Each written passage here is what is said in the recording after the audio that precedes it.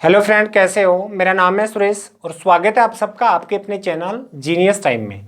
आज हम एक ऐसा क्वेश्चन लेके आएंगे जो अक्सर बार बार लोग आपसे पूछते हैं और इस क्वेश्चन के अगर आंसर की निकालने की हम कोशिश भी करते हैं तो इसका आंसर नहीं आता है। ये क्वेश्चन बोर्ड के साइड में लिखा, आप एक बार इसको पढ़ के देखो। देखो क्वेश्चन में इसने ये पूछा है सीधा कि आप किसकी माता के पिता के पुत्र हैं।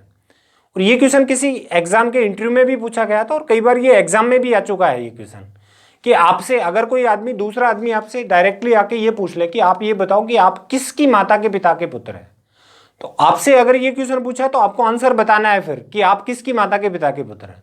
बाई चांस अगर हम उससे ऑप्शन पूछते हैं और ऑप्शन के अकॉर्डिंग इस क्वेश्चन को करते हैं तो कई बार आंसर आ जाता है, लेकिन अक्सर ऐसे होता है कि जो आदमी आपसे ये क्वेश्चन पूछता है वो आपको ऑप्शन भी नहीं बताता है और फिर आपसे कहता है कि आप इसका आंसर बताओ।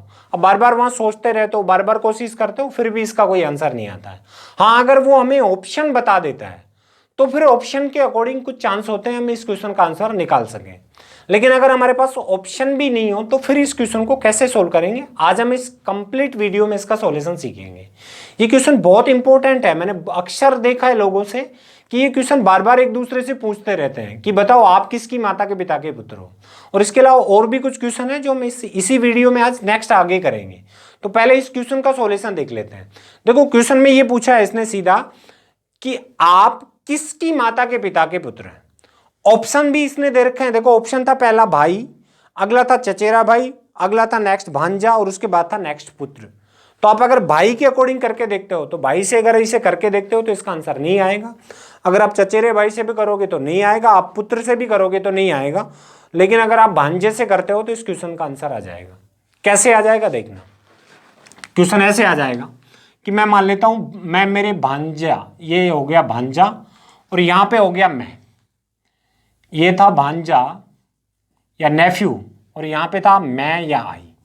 अब इसने पूछा है कि आप, यानी मेरे बारे में कह रहा है कि आप, मैं जो हूं मैं, आप किसकी माता, तो मेरे इस भांजे की मां या माता, मां कि आप किसकी मां, आप किसकी मां के पिता, और इसका कौन पिता।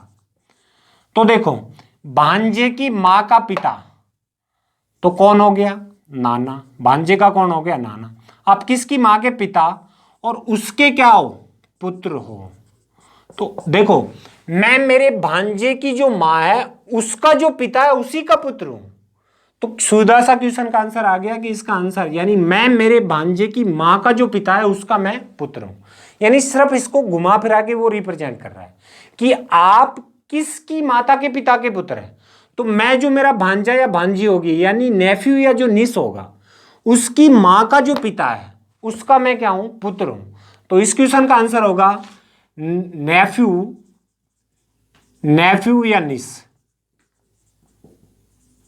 यानी भांजा या फिर भांजी। जो मेरा भांजा या भांजी होगी उसके मैं माता, उसकी मां के पिता का मैं क्या हूं, पुत्र हूं। तो क्वेश्चन का आंसर भी ये हो जाएगा। चलो इसके बाद में एक नेक्स्ट एग्जांपल और है, ये भी अक्सर कई बार पूछा जाता है। क्वेश्चन में ऐसे था कि एक फिल्म में दो कलाकार हैं और एक कलाकार का पुत्र दूसरे कलाकार की संतान है, तो फिर दोनों कलाकारों के बीच क्या संबंध है। इजी सा है।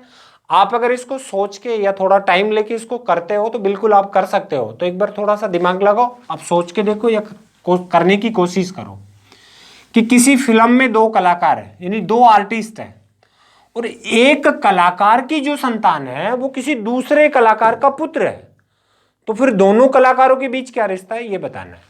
तो चलो मैं दोनों कलाकार लिख देता हूं। एक तो ए था कलाकार, यहां पे लिख दिया मैंने, इसको थोड़ा इधर लिख देता हूं, दिखेगा नहीं तो आपको ए लिख देता हूं। एक तो ए कलाकार था और दूसरा हमारा बी जो था ये कलाकार था।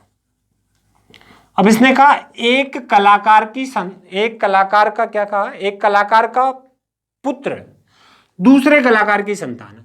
तो इस कलाकार का पुत्र मैं मान लेता हूं कोई सी था और इस कलाकार का पुत्र जो सी है यही सी इस बी की क्या है, संतान है।